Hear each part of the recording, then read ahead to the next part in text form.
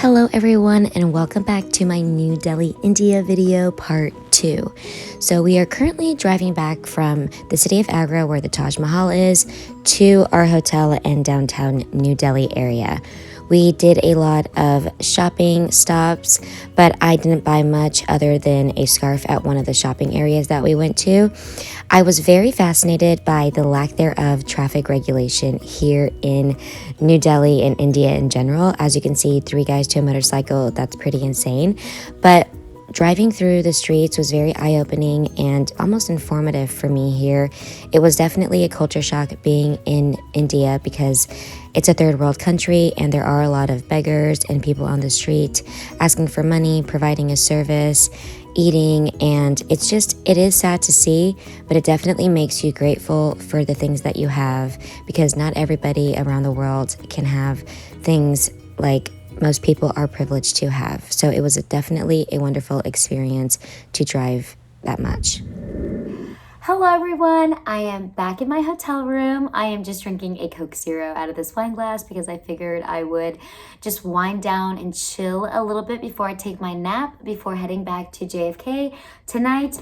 So today was a wonderful day. Going to the Taj Mahal was really everything I wanted out of New Delhi. We went to the Taj Mahal and then after that we went to a marble store, which was real marble and created all there. Very expensive place. I was like, wow, that's a beautiful marble table. How much is that? And he was like, $45,000. And I was like, I will see you never. And so then we went to, which I did not buy anything there. It was super expensive. Then we went to this other place that sold like cashmere scarves and wool scarves and some knickknacks that were a little bit cheaper, not marble, but like elephants and Buddhas made out of wood. And I considered buying something like that, but I changed my mind. I did get a scarf though. So I got a wool scarf. It's really pretty. I will show you guys later because I actually already packed it into my bag. But anyway, I had an amazing day today. I learned amazing stuff about the Taj Mahal. I didn't know that it took 22 years to make it. You know, it's one of the 7 wonders of the world, and it just feels absolutely surreal to be there. I can't believe that yesterday or 2 days ago, I was just in New York and I couldn't pick up a trip, and then here I am today in New Delhi. And I honestly it doesn't even feel like it's been a whole day or 2 days because my time frame is completely off. Also, I am 10 and a half hours ahead of New York City. So East Coast time. I am 10 and a half hours ahead of that. I didn't even know that you could be and a half hours ahead of anywhere. So that is news to me. Very interesting. Our pickup tonight is at 10:25. It is 5 p.m. currently, so I am going to shower, wrap up my whole day, and wind down and go to sleep because then we have a 17-hour flight ahead of us, and the flight plan is looking a little long, so we'll see what happens with all that. But anyway, I will probably do some voiceovers to help understand what we did today. And I just wanted to come and talk about how grateful and blessed I am to be able to do this trip. You know, it is not every day that you get to come to New Delhi, India.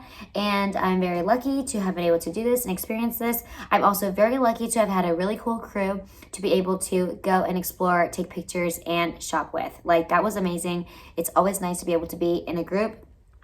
As much as I like doing things on my own, things like the Taj Mahal is definitely something that I would like to do with other people. You know, it would have been nice to be able to go to markets and stuff like that after, but that's okay. Everybody has different plans and different agendas, so you kind of have to like compromise here and there.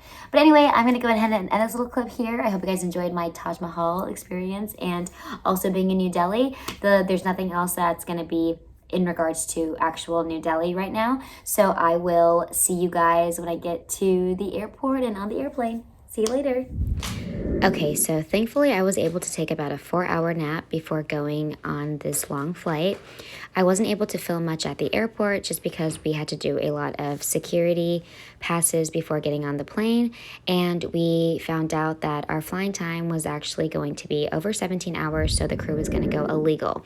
You'll see in the next few clips what happens, but that is why I didn't really get much airport footage. So after this long flight, we ended up landing in Bangor, Maine, and it was quite a mission, but it was awesome, and I'll explain to you what happens now. All right, everyone. So the pilots and the whole crew timed out. The flying time was over 17 hours. We had really strong headwinds and we had to go completely around Russia.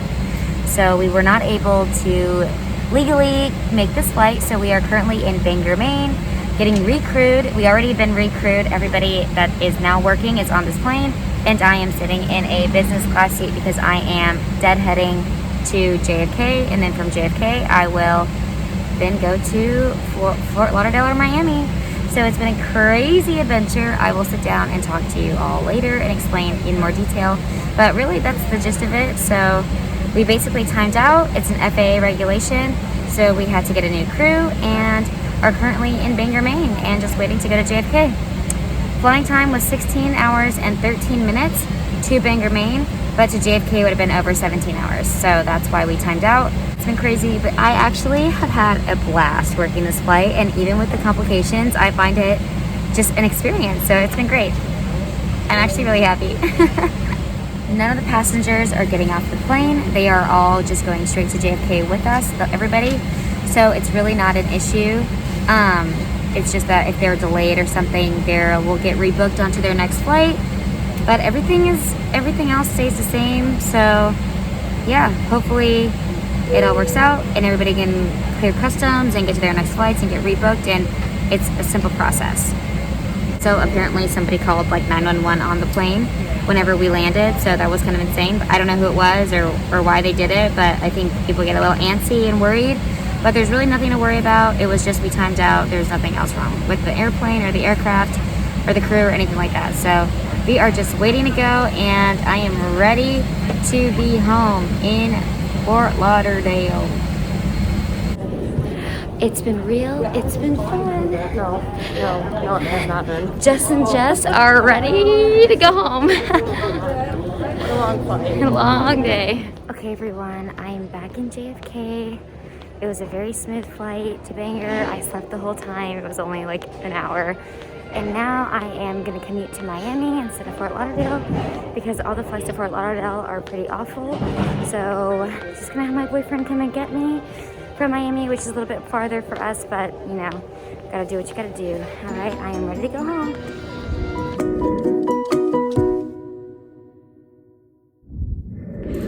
All right, everyone, I am back here to close the video. I am currently home. It is a few days after that crazy long haul extravaganza, stop in Bangor, but then make it back to Miami somehow trip. Okay, so I hope you guys did enjoy my New Delhi layover. I had a blast, and I am so lucky to have been able to do that. Thank you, baby Jesus, for letting me go, and so happy I transferred to New York City. I mean, Charlotte ain't got nothing on those international flights that I've been doing. Unfortunately, now I'm currently on reserve in New York, and you know, reserve life's just not as great as having a schedule. Anyway, so I wanted to start off this video by talking about how when I was going to the Taj Mahal, I actually was with one of the pilots that was working with us, and he was already explaining to me that we were going to be illegal for our flight. And he told me that because the flight plan was scheduled for over 17 hours, that no one is legal for that because our rest wasn't long enough. So our rest in New Delhi was barely about 25 hours, which is very short for such long flights and such distance to be traveling and awake and gone for. I mean, wow, like 25 hours in New Delhi is not enough time, especially if you are going to hit the ground running like I did. I feel like I'm still tired, or I still don't feel 100% after that trip.